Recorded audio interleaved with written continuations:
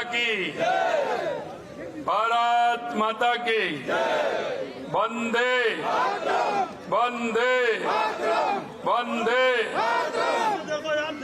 आज के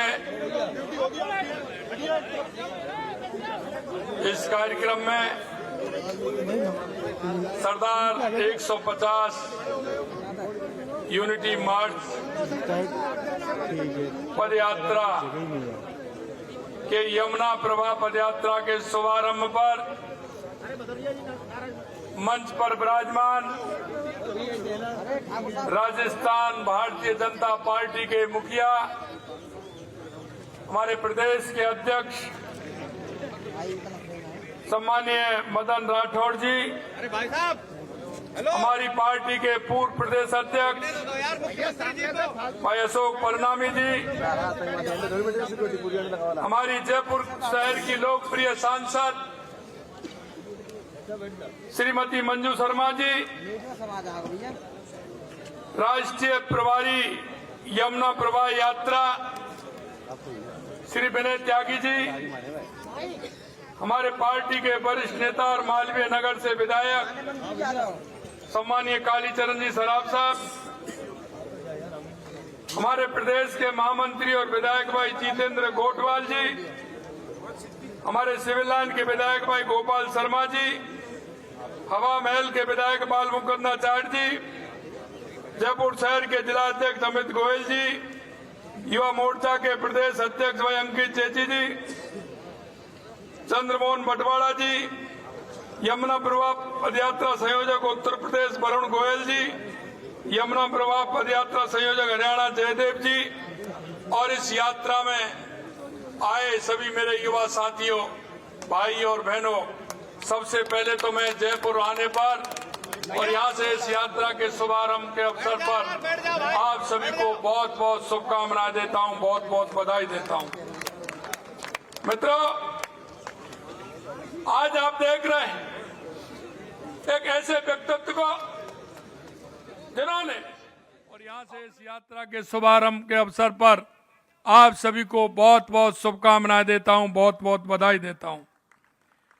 मित्रों, आज आप देख रहे हैं एक ऐसे व्यक्तित्व को जिन्होंने अपने संघर्ष, अपनी दृढ़ इच्छा के साथ देश को एकता के सूत्र में बांधने का काम किया।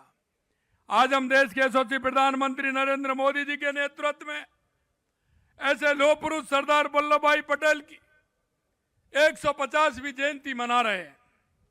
इस अवसर पर आयोजित इस यूनिटी मार्च में आप सभी आए हैं, इसके लिए मैं आपका अभिनंदन करता हूं। और आपसे यह भी मैं कहना चाहता हूं कि सरदार पटेल ने अपनी दूरदर्शी सोच, साहसी निर्णयों से भारत को एक करने का जो अद्भुत कार्य किया, वह हमेशा याद किया जाएगा। माननीय प्रधानमंत्री नरेंद्र मोदी जी के आह्वान पर आप देख रहे हैं कि आप जिन लोगों ने कभी ऐसे आजादी के दीवाने, जिनका आजादी की लड़ाई में कितना बड़ा संघर्ष रहा, कभी उन लोगों ने याद नहीं किया। लेकिन देश के यशस्वी प्रधानमंत्री नरेंद्र मोदी जी ने इस उपलक्ष्य पर सरदार यूनिटी मार्च भी पूरे देश में किया गया है। आज इस मार्च के अंतर्गत यमुना प्रभा की बस यात्रा का आयोजन यहां से हो रहा है। यात्रा में राजस्थान, हरियाणा, उत्तर प्रदेश और मध्य प्रदेश के युवा इसमें भाग ले रहे हैं। और भाग ही नहीं ले रहे, ये सरदार वल्लभ भाई पटेल जी के जन्म स्थान पर भी जा रहे हैं और उस जन्म स्थली को और उस पुण्य जन्म स्थली को जाकर के अपना मस्तक भी नवाएंगे, उनको प्रणाम भी करेंगे, जो एक ऐसा व्यक्तित्व उन्होंने दिया है। यह यात्रा केवल एक कार्यक्रम नहीं है, यह हमारे युवाओं के लिए सरदार पटेल जी के जीवन, उनके संघर्ष और उनकी देशभक्ति का करीबी से जानने का अवसर है।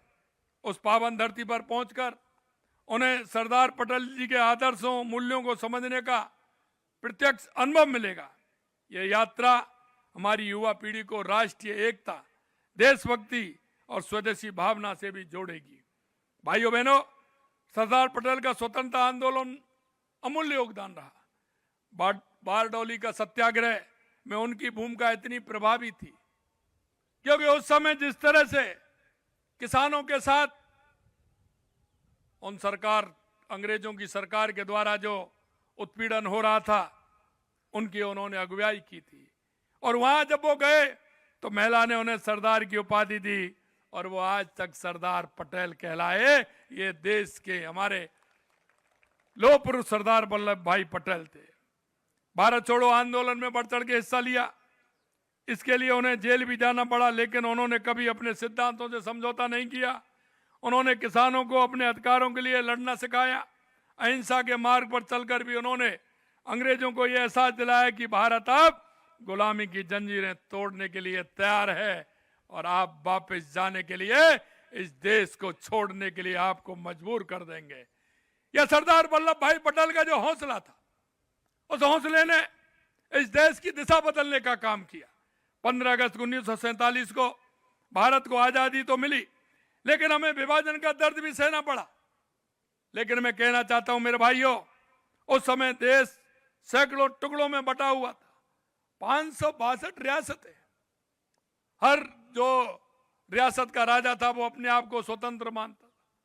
वो कहता था कि हम स्वतंत्र रहना चाहते हैं।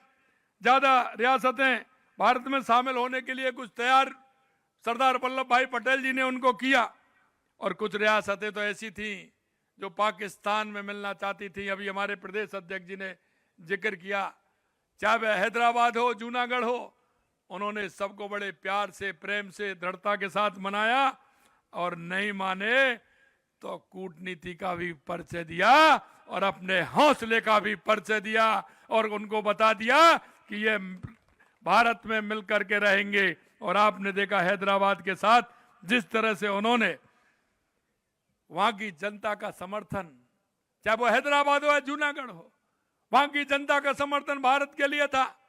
तो सरदार पटेल ने दृढ़ता के साथ उनको भारत में मिलाने का काम किया।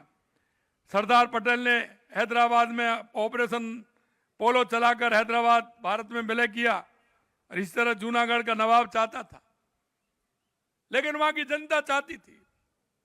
मैं आपसे एक बात और कहना चाहता हूं मेरे भाई और बहनों, जितनी भी देश की रियासतें थी, सरदार पटेल जी को उनको दायित्व था, उन्होंने उस दायित्व को पूरा किया। लेकिन एक रियासत ऐसी थी, आप समझ गए होंगे उसका दायित्व किसको था। उसको हमें दशकों तक उसका दंश झेलना पड़ा।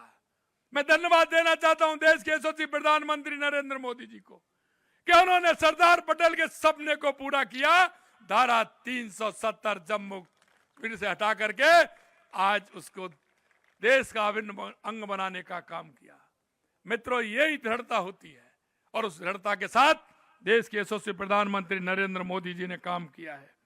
मैं आपको यह भी कहना चाहता हूं, सरदार पटेल ने भारत की एकता और अखंडता के लिए जो लक्ष्य उन्होंने बनाया, उस लक्ष्य को पूरा किया। आपने देखा होगा, मैं इस देश का दुर्भाग्य है कि जिस महापुरुष ने देश के लिए इतना कुछ किया, उसे भुला दिया गया था, उसके इतिहास के पन्नों से हटा दिया गया था। आजाद भारत के इतिहास के पन्नों में उनके योगदान को मिटाने का प्रयास किया। वे जिस सम्मान के हकदार थे उन्हें नहीं दिया गया। अब तक किन लोगों को महिमा मंडित किया जाता रहा है, ये आप सभी जानते हैं, और यही नहीं जानते, उनका योगदान भी जानते हैं कि उनका योगदान कितना रहा। लेकिन देश की आजादी में केवल एक ही परिवार का योगदान और उसका गुणगान किया जाता है। मैं आपको कहना चाहता हूं मेरे भाइयों, लेकिन आज समय बदल गया, आज समय बदला, और आप देख रहे हैं लगातार यशस्वी प्रधानमंत्री नरेंद्र मोदी जी के नेतृत्व में सरदार पटेल की विरासत को आगे बढ़ाने का बीड़ा उठाया है। उनके नेतृत्व में भाजपा सरकार आज उन्हें उचित सम्मान दे रही है। आज सरदार पटेल की प्रतिमा विश्व की सबसे बड़ी प्रतिमा स्टैच्यू ऑफ यूनिटी के रूप में जानी जाती है।